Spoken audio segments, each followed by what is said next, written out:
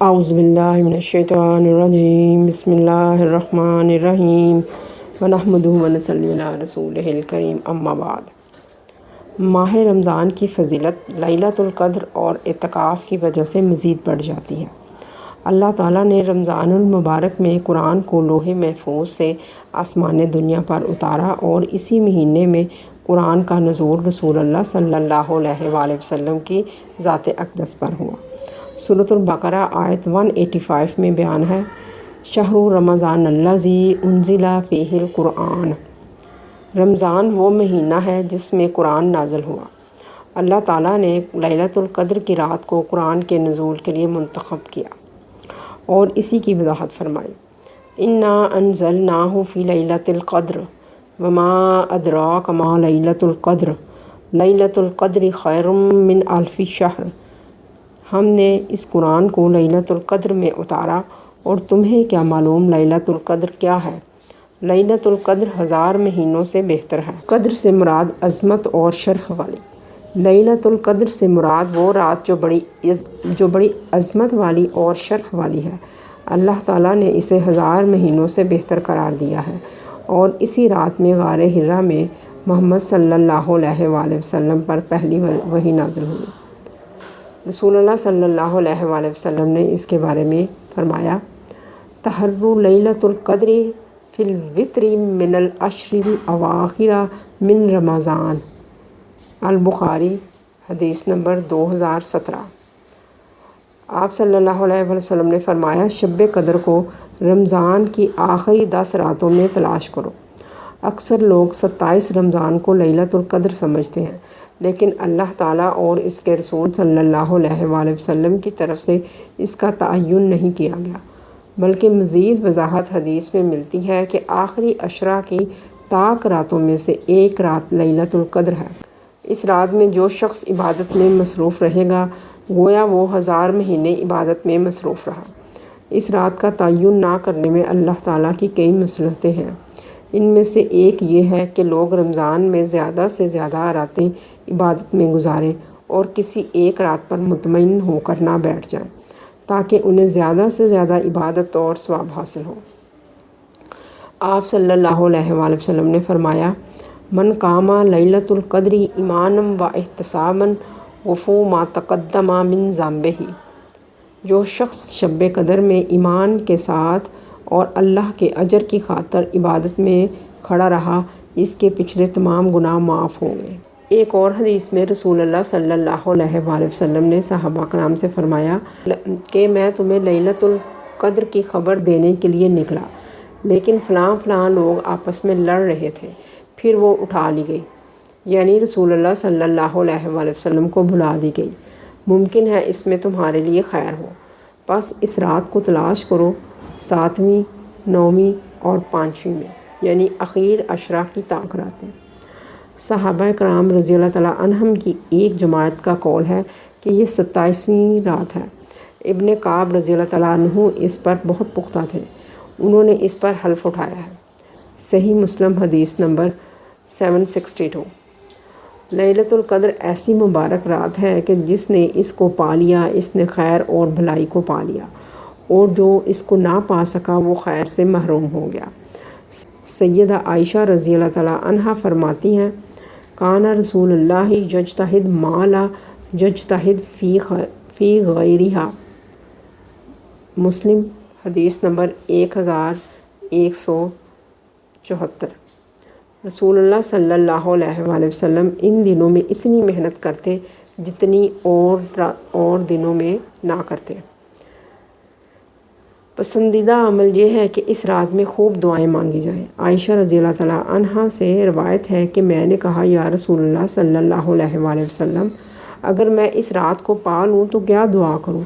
آپ صلی اللہ علیہ وآلہ وسلم نے فرمایا، اللہم انکا عفو کریم تحب العفو فاعف عنی۔ ترجمہ، اے اللہ، یقیناً آپ معاف فرمانے والے ہیں، کریم ہیں اور معاف کرنے کو پسند کرتے ہیں، بس مجھے معاف فرما دیجیے۔ لیلۃ القدر کی علامات۔ اس رات میں فضا خوشگوار ہوتی ہے اور ہوا رکی ہوئی رہتی ہے۔ ابن عباس رضی اللہ تعالیٰ عنہ سے مروی ہے کہ شب قدر پرسکون اور خوشگوار ہوتی ہے، نہ سخت گرم اور نہ بالکل یخ بستہ۔ اس کی صبح کو سورج سرخ اور کمزور ہوتا ہے۔ اس دن کی صبح ایسی صاف ستھری ہوتی ہے جس کی شعاع نہیں ہوتی۔ ابن کعب رضی اللہ تعالیٰ عنہ سے مروی ہے کہ رسول اللہ صلی اللہ علیہ وآلہ وسلم نے فرمایا، شب قدر کی صبح جس میں سورج نکلتا ہے اس کی شعاع نہیں ہوتی، گویا وہ ایک تھالی ہے یہاں تک کہ وہ بلند ہو جاتا ہے۔ مسلم حدیث نمبر 1174۔ لیلۃ القدر کے بارے میں بہت سے فضول اور باطل عقیدے مشہور ہیں۔ مثلاً اس رات تمام درخت سجدہ کرتے ہیں، تمام عمارات سو جاتی ہیں۔ ایسی باتوں کا دین میں کوئی نام و نشان نہیں، یہ سب بدعات ہیں۔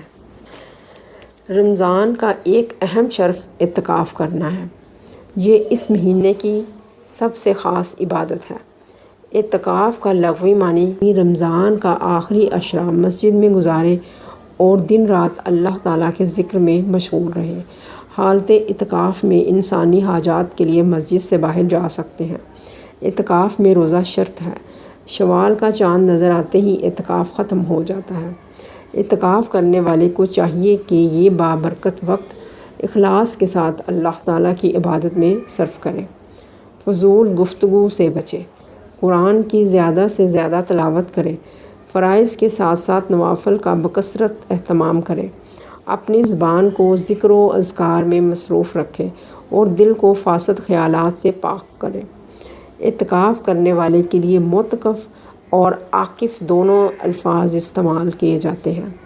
قرآن کریم میں اعتکاف کے لیے مسجد کا انتخاب کیا گیا ہے۔ یہ مسلمان مرد پر فرض ہے اور صحابہ کی سنت سے ثابت ہے۔ صحابیات بھی مسجد میں اعتکاف کرتی تھیں، اس لیے یہ کہا جائے گا کہ اعتکاف مسجد میں کرنے کا حکم ہے۔ اگر عورتیں مسجد کے علاوہ گھر پر اعتکاف کرتی ہیں تو یہ ایک رخصت ہے جو ماحول اور زمانے کی وجہ سے دی گئی ہے، لیکن اس سے حکم نہیں بدلا۔ کچھ لوگ عورتوں کا مسجد میں اعتکاف کرنا ضروری نہیں سمجھتے اور کچھ لوگ عورتوں کا گھر پر اعتکاف کرنا درست نہیں سمجھتے۔ یہ دین میں افراط و تفریط ہے۔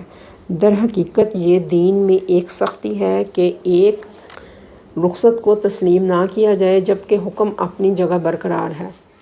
اس کی ایک شکل یہ ہے کہ مساجد میں عورتوں کے لیے باجماعت نماز کی جگہ نہیں رکھی جاتی اور نہ ہی اعتکاف کرنے کا کوئی انتظام کرنا ضروری سمجھا جاتا ہے، جبکہ انہیں شوہر کی اجازت حاصل ہوتی ہے۔ رمضان کا ایک شرف یہ ہے کہ اللہ تعالیٰ اس میں شیاطین کو قید کر دیتے ہیں۔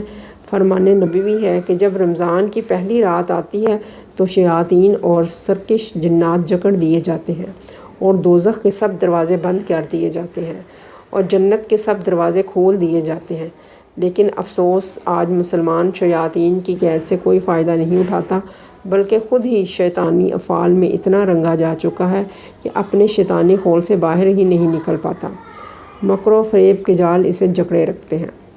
رسول اللہ صلی اللہ علیہ وآلہ وسلم کی ایک حدیث رمضان میں عشروں کی تقسیم کی وضاحت کرتی ہے۔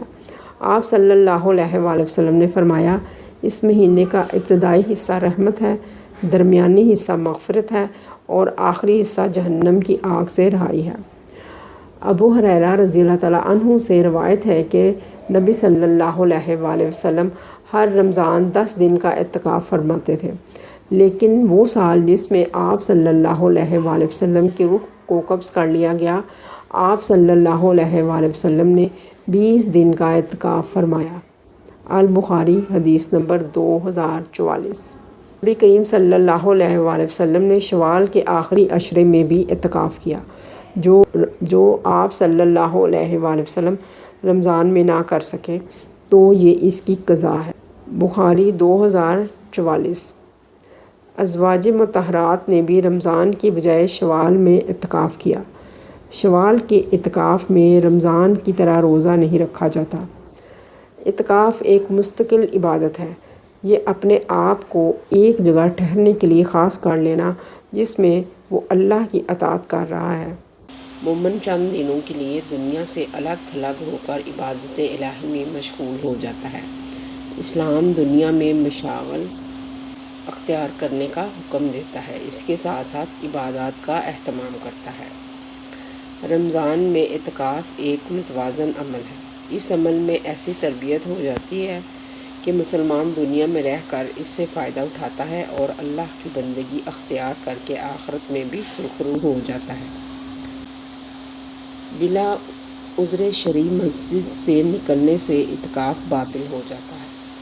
اسی طرح جانتے بوجھتے اپنی بیوی سے جماع کر لینے سے بھی اعتکاف باطل ہو جائے۔ تکمیل کے لیے نکلنے سے اعتکاف قائم رہتا ہے، جیسے سحری اور افطاری وغیرہ۔ جائز اور ضروری بات جس کے بغیر گزارا نہیں وہ کی جا سکتی ہے۔ اپنی بیوی سے ملاقات، ضرورت، مشاورت وغیرہ کی جا سکتی ہے، جیسا کہ بخاری کی حدیث سے ظاہر ہے کہ اللہ کے رسول نے اپنی بیوی صفیہ سے مسجد میں اعتکاف کی حالت میں ملاقات کی۔ حدیث کچھ یوں ہے: صفیہ نبی کریم صلی اللہ علیہ وآلہ وسلم کے پاس آئیں مسجد میں ملاقات کے لیے رمضان کے آخری اشرے میں۔ انہوں نے آپ صلی اللہ علیہ وآلہ وسلم سے تھوڑی دیر ملاقات کی، پھر اٹھی۔ اللہ کے رسول بھی ان کے ساتھ اٹھے۔ وہ لوٹ گئیں یہاں تک کہ جب مسجد میں باب ام سلمہ تک پہنچی تو آپ صلی اللہ علیہ وآلہ وسلم لوٹ آئے۔ مسجد میں غسل کرنا، وضو کرنا، نئے کپڑے پہننا، کنگھی کرنا وغیرہ جائز ہے۔ مسجد میں خیمہ لگا کر قیام کرنا اور خیمہ کے بغیر بھی جگہ مخصوص کر کے بیٹھ جانا جائز ہے۔ سونے اور آرام کے لیے چارپائی، گدا وغیرہ بھی بچھایا جا سکتا ہے، جیسے ابن ماجہ کی ایک حدیث سے ظاہر ہے۔ بے شک جب نبی کریم صلی اللہ علیہ وآلہ وسلم اعتکاف کرتے تو آپ صلی اللہ علیہ وآلہ وسلم کے لیے گدا بچھا دیا جاتا، جہاں توبہ والے ستون کے پاس چارپائی بچھا دی جاتی۔ جہاں تک معتکف سے نکلنے کا تعلق ہے تو ایک قول کے مطابق وہ عید کے دن فجر کے بعد عیدگاہ کی طرف نکلے، دوسرے قول کے مطابق رمضان کے آخری دن غروب شمس کے بعد خیمہ سے نکلے۔ اس موقع پر اعتکاف کرنے والے کو گھر لانے کے لیے جلوس، ہال، ڈول بجانا وغیرہ بدعت ہیں۔ سبحانک اللہم و بحمدک، اشہد ان لا الہ الا انت، استغفرک و اتوب الیک۔